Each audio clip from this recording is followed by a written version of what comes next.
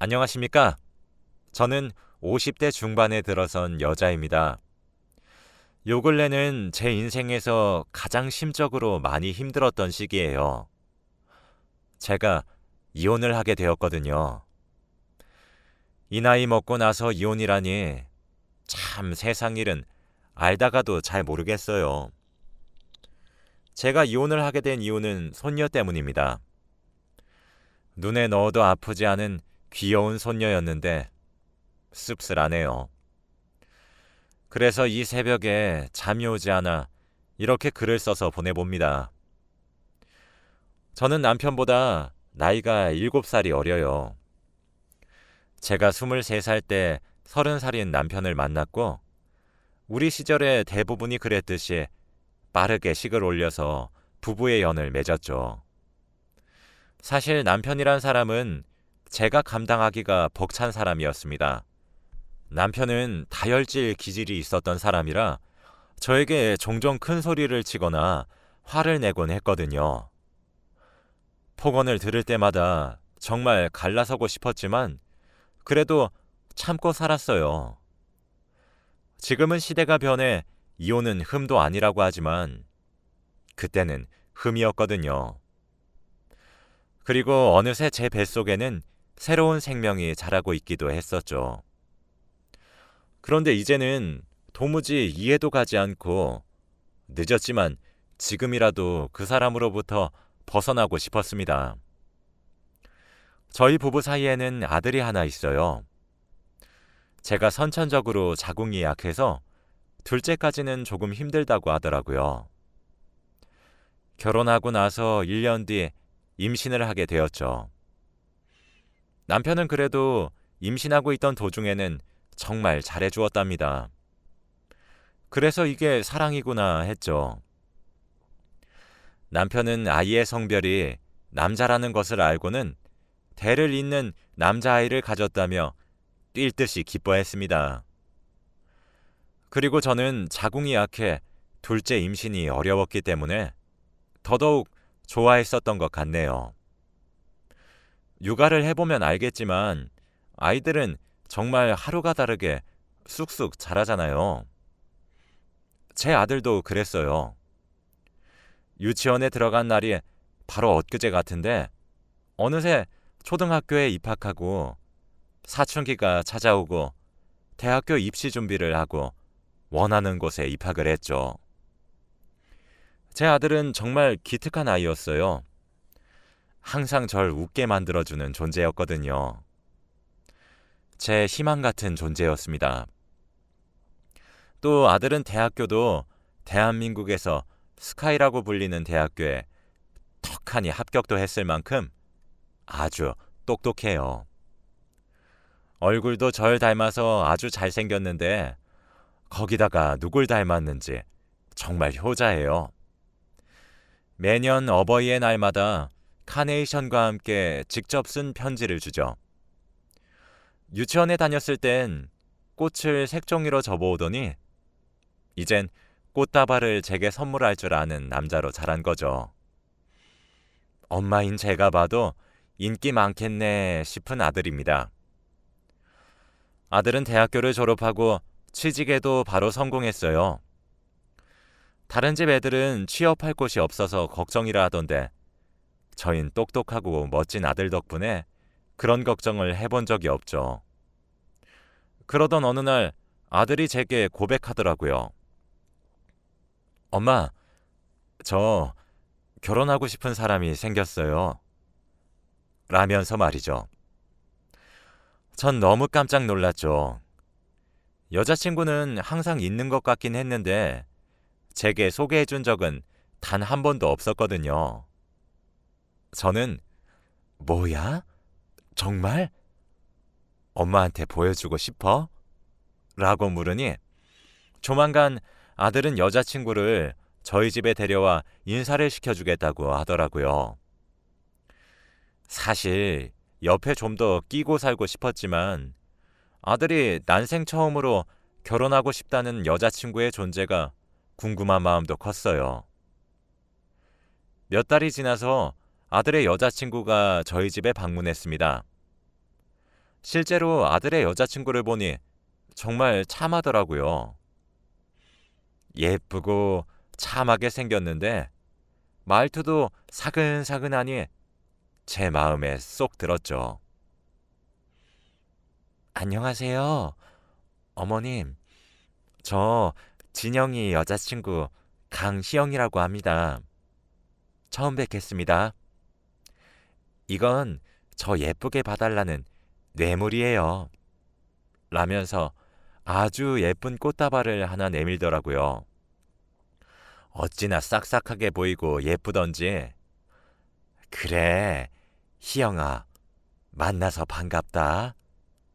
라며 맞이한 저는 거실에서 아이들과 셋이서 수다를 떨었어요.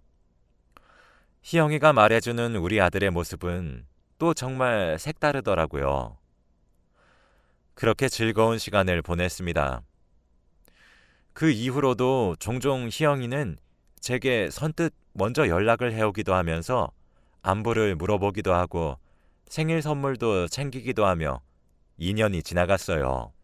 제 아들은 희영이와 결혼을 하기로 결심했고 저 또한 희영이가 너무 예뻐 환영했죠.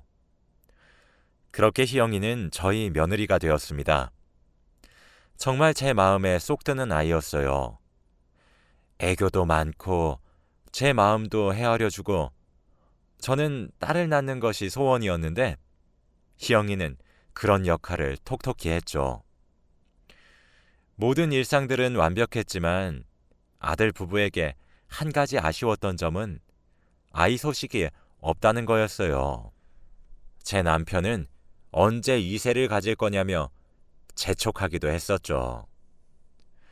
저는 그럴 때마다 그렇게 재촉한다고 곧바로 생기는 게 아니겠어요? 진영이랑 희영이 본인 스스로가 얼마나 갖고 싶은지 알면서 당신은 왜 그렇게 애들을 쪼아대요?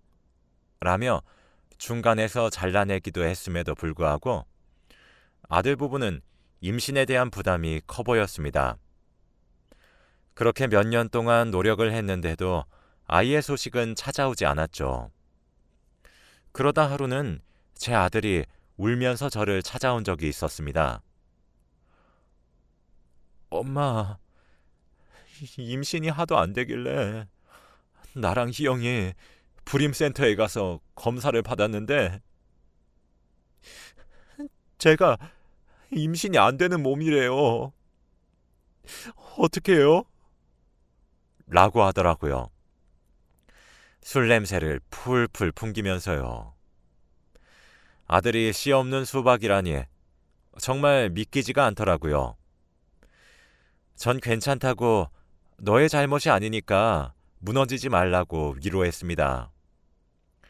뒤따라온 희영이도 제 아들을 토닥여주며 여보, 나 괜찮아. 나는 아이 없어도 돼. 우리가 아이가 너무 가지고 싶으면 입양을 해도 되잖아. 그치? 그러니까 괜찮아. 라며 달래는 희영이 모습에 저 또한 감동했죠. 저희 셋은 부둥켜 안고 서로가 서로를 위로해 주었습니다. 그런데 단 한 사람, 바로 제 남편은 아니었어요. 남편은 우리 아들이 그렇다는 검사 결과지를 보고서도 믿지 못하고 애꿎은 희영이만 잡았어요. 대를 끊게 만든 며느리라며 정말 손을 올려 때리지만 않았지 가슴을 푹푹 후벼 파는 말들도 많이 했죠. 저와 아들이 최선을 다해 막아주었지만 그래도 희영이는 상처를 많이 받을 수밖에 없었어요. 당신 정말 왜 그래요? 진영이랑 희영이가 임신 못하는 게 왜 희영이 탓이에요? 진영이가 원인이라고 여기 결과지가 말해주잖아요. 애꿎은 애들 좀 그만 잡아요. 라며 제가 다그쳐도 아들을 그렇게 낳은 것도 전부 제 탓이라며 비난을 받아야 했죠. 원래 아들과 희영이는 아이를 입양해서 키우려고 했었어요. 직접 낳을 순 없으니 가슴으로 낳아 기르려고 했던 것이었죠. 하지만 이 이야기를 들은 제 남편은 아니, 얘 며느라, 그게 말이 된다고 생각하니? 어떻게 엄마랑 아빠 피 한 방울도 안 섞인 남의 새끼를 우리 집안 대를 이어? 어? 헛소리로 알고 있으마. 그런 소리는 앞으로 입 밖에다가도 꺼내지 말거라. 라며 호통을 쳤어요. 결국 대를 잇는데 아들의 피를 이을 수 없다면 며느리의 피를 이용해서라도 잇겠다는 남편의 주장과 거센 강요에 희영이는 불임센터에서 씨앗을 기증을 받아 인공수정을 하는 방식을 통해 임신하기로 결정했습니다. 저와 아들은 그러다가 몸 상하면 어쩌냐며 그렇게 무리하지 않아도 된다고 뜯어 말렸지만 희영이는 진영씨, 그리고 어머님, 저도 아이를 낳아서 기르고 싶기도 해요. 네? 절대 무리하는 게 아니라 제가 하고 싶어서 하는 일이니까 이번엔 제 결정을 지지해 주시면 안 될까요? 라는 간곡한 희영이의 주장에 저희도 물러섰습니다. 씨앗을 제공받아 인공수정에 성공하게 되었어요. 생명의 씨앗도 요즘엔 건강검진을 통해서 건강한 사람들에 한해 기증을 받는다고 하더라고요. 그렇게 저희 부부와 아들 부부에게 평화가 찾아왔습니다. 아들 부부 사이에서 태어난 아이는 여자아이였어요. 손녀를 보고 있으면 어찌나 예쁜지 눈에 넣어도 아프지 않을 것만 같았거든요. 손녀의 이름은 지혜롭고 슬기롭게 자라길 바라는 마음으로 지안이라고 지었어요. 온 가족이 머리를 맞대서 나온 결과물이죠. 지안이는 저희 부부와 아들 부부의 사랑을 듬뿍듬뿍 받으며 하루가 다르게 쑥쑥 커갔습니다. 지안이를 보고 있으면 피는 하나도 섞이지 않았지만 제 아들을 닮은 것 같더라고요. 아들 부부네는 맞벌이를 하고 있어서 낮에는 제가 지안이를 돌봐주었는데 지안이를 돌보고 있으면 제 아들의 어린 시절이 정말 많이 생각났습니다. 자는 모습이나 그런 것들에서 문득문득 아들의 얼굴이 보이기도 했어요. 온 마음을 다해 지안이를 길러서 지안이도 제 아빠를 닮나 보네 라고 생각했었죠. 지안이도 제 아들처럼 엄청 똑똑한 편이었어요. 또래보다 말도 빠르고 학습 능력이 우수했지요. 얼마나 예쁘고 귀한 손녀였는지 몰라요. 올해는 손녀가 5살이 되던 해였습니다.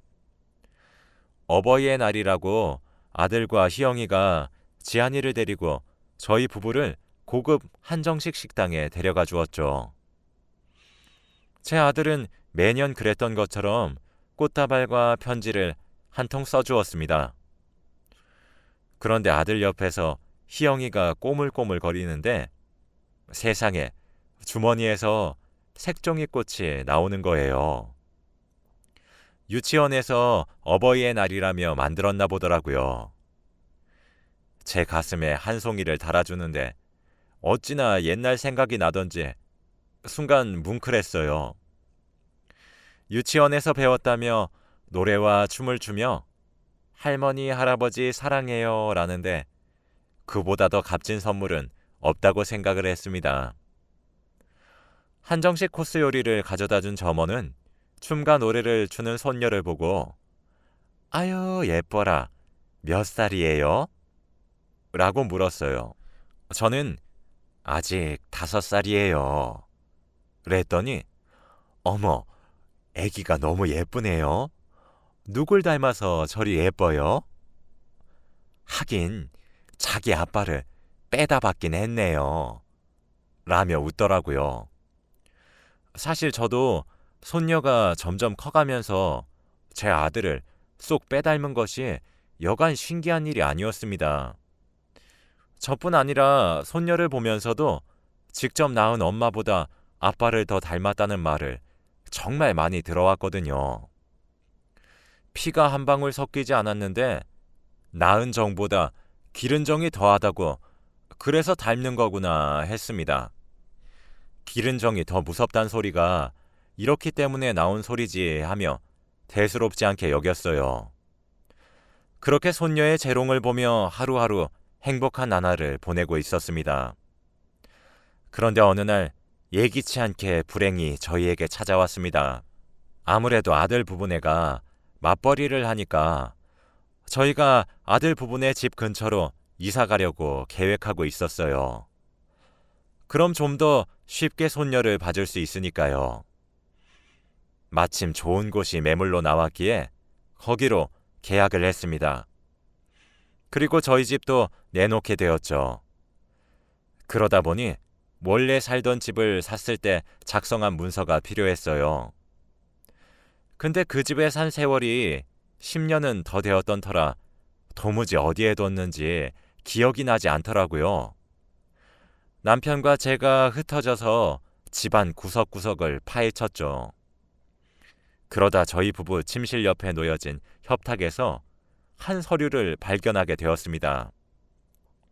맨 밑에 있는 서랍을 열었더니 가장 안쪽에 깔려 있더라고요. 그 서류는 총 2장이었습니다. 한 장은 남편이 씨앗을 기증했다는 서류였고 나머지 한 장은 손녀가 제 남편의 친자가 맞다는 것을 증명하는 친자 확인서였죠. 사람이 너무 놀라면 넋이 나가버린다고 정말 아무런 생각도 행동도 할 수 없더라고요. 두 눈 뜨고 서류를 보면서도 믿기 힘들었습니다. 저는 그 길로 당장 방을 뛰쳐나와 남편의 얼굴에 서류들을 던지면서 당신 이거 뭐야? 라고 소리를 질렀어요. 남편은 아뿔싸하는 표정으로 제가 던져버린 서류들을 한동안 아무런 말 없이 바라보고 있었습니다. 그러고는 아니, 아무리 그래도 그렇지 어떻게 생판 얼굴도 모르는 남자의 씨를 통해서 우리 집안의 대를 잇게 해? 그러는 것보다 차라리 내 씨로 하는 게 낫지. 당신도 아무 소리 하지 말고 있어. 라는 말 같지도 않은 소리를 하더라고요. 저는 당신 미친 거 아니야? 그럼 지안이랑 진영이는 부녀 관계가 아니라 이복 남매가 되는 거야. 알고 있는 거야?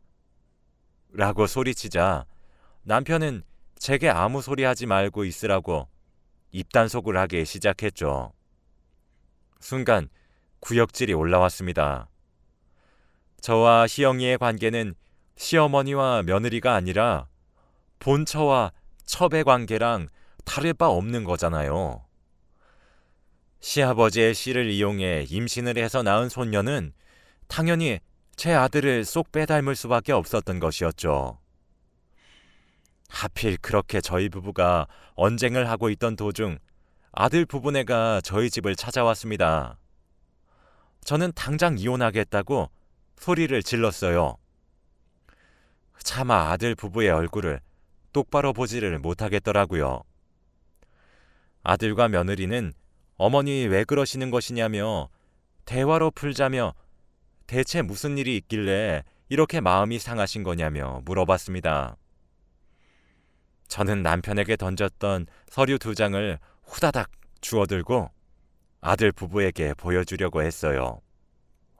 당연히 제 남편은 제가 그러지 못하도록 뜯어말리기 시작했죠. 남편은 제 머리채를 잡았는데 제 비명을 듣자 아들과 며느리는 시아버지를 제게 떼어놓았습니다. 저는 그 틈에 서류들을 주어서 아들과 며느리에게 강제로 안겨주며 내 손녀가 네 아버지 딸이란다 라고 소리를 지른 후 그대로 주저앉아 엉엉 울었습니다. 아들과 며느리는 처음에 벙찐 표정으로 제게 되묻다가 제가 건넨 서류를 보고 할 말을 잃더군요. 며느리는 차마 삭히기 힘들었던 건지 화장실로 쫓기듯 들어가 구토도 하기 시작했습니다. 조금 시간이 지난 후 각자 조금 감정을 추스리고 이야기를 하기 위해 앉았습니다. 남편의 입에서 나온 말은 정말 충격적이었어요. 알고 보니 며느리가 방문했던 곳의 의사는 남편의 친한 지인이었어요. 아무래도 내원하는 사람은 며느리였기 때문에 제가 몰랐던 것이었죠. 그 지인은 저보다 2살 많으신 분이셨는데 그분은 제 남편을 은인으로 여기고 있는 사람이에요. 저희 부부가 젊었던 시절에 그분이 돈이 없어 공경에 처한 상황이었던 적이 있었습니다. 그때 제 남편이 큰 돈을 빌려줘 급한 불을 끈 적이 있었어요. 그 이후 그분은 사회에 재기할 수 있게 되었고 저희가 빌려준 돈도 다 갚을 수 있게 되었어요. 그 일을 기점으로 제 남편을 은인으로 생각하기 시작했죠. 제 남편이 하는 말이 다 옳다고 생각을 하더라고요. 그래서 남편은 며느리가 그 동생이 일하고 있는 불임센터로 가기를 추천했던 것이었습니다. 처음부터 자기 씨앗으로 인공수정을 부탁하기 위해서 말이죠. 은인으로 생각하고 있던 제 남편의 간곡한 부탁을 그분은 또 들어주었던 것이었습니다. 도무지 믿을 수 없는 이야기였어요. 저는 그런 이야기를 듣고 남편과 같이 살고 싶지 않았고 이혼만이 답이라고 생각했습니다. 그 길로 변호사를 만나 이혼 소송을 진행했어요. 며느리 얼굴 보기도 정말 창피하더군요. 희영이는 그런 제게 너무 그러지 마세요, 어머님. 어머님도 모르셨잖아요. 어머님 잘못이 아니에요. 라며 되려 저를 위로해 주더라고요. 끝도 없이 미안하고 죄스러웠습니다. 저는 희영이에게 희영아, 이혼이 하고 싶다면 이혼을 하렴. 나랑 진영이는 찬성이란다. 네가 정 힘들어서 이혼하고 싶다고 한다면 내가 도와줄게. 그러니 뒷일 걱정은 하지 말고 네 생각만 하렴. 이라고 말하면서 희영이의 등을 토닥토닥 두들겨 주었습니다. 제가 생각했던 것보다 더 강한 사람이었는지 희영이는 제 아들과 이혼을 선택하지 않았어요. 어머님, 누가 뭐라 해도 지안이는 저와 진영 씨 딸이에요. 그러니 우리 지안이 너무 미워하지 말아주세요. 아이가 무슨 죄가 있겠어요. 저랑 진영 씨는 그렇게 생각하고 지안이를 키우려고 마음을 먹었어요. 어머님이 이혼에 성공하시면 저희 집에서 같이 사시지 않으실래요? 저도 더 이상 아버님 얼굴 뵙기도 껄끄럽고 무척 싫어요. 사실 제게 벌어진 일을 꼽씹으면 구역질이 올라오거든요. 진영 씨도 아버님이랑 연을 끊을 생각이라고 하더라고요. 그러니 우리끼리 한번 잘 살아봐요. 네? 라며 오히려 절 위로했습니다. 전 비처럼 빠른 속도로 이혼 소송에 승소했고 아들 부부네와 합쳤어요. 아들과 며느리도 남편과 연을 끊었죠. 이혼 소송에 진 남편은 거기에 그치지 않고 이상한 행동을 저질렀어요.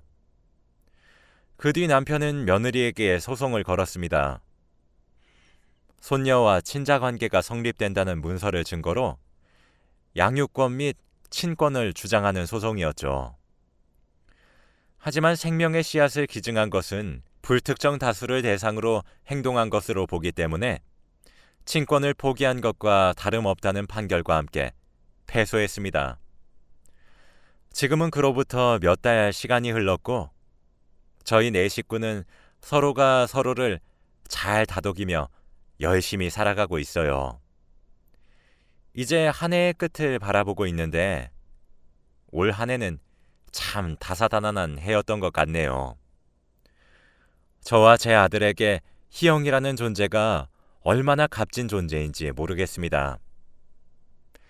아직은 많이 힘들지만 언젠가 저희 모두가 이 난관을 극복해서 행복하고 사랑이 넘치는 가정을 이룰 수 있길 바라는 마음을 끝으로 이만 글을 마칩니다.